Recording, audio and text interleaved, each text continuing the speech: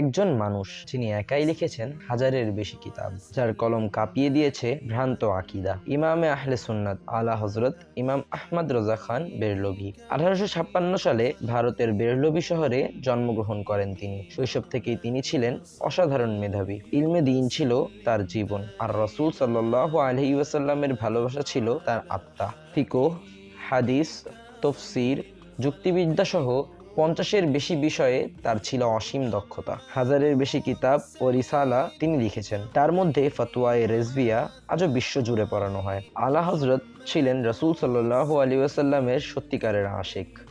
নবী প্রেমে লেখা তার নাতে শরীফ আজও কোটি মানুষের হৃদয় নাড়িয়ে দেয়। ভুল ব্যাখ্যা আর ভ্রান্ত মতবাদের বিরুদ্ধে তিনি লড়েছেন কলম দিয়ে। আহলে সুন্নাত ওয়াল জামাতের আকীদা রক্ষায় তার অবদান ইতিহাসে অমর। আলা হযরত শুধু একজন আলেম নন, তিনি ছিলেন এক যুগের আলো। ইলম, তাকওয়া আর নবী প্রেম এর নামই আলা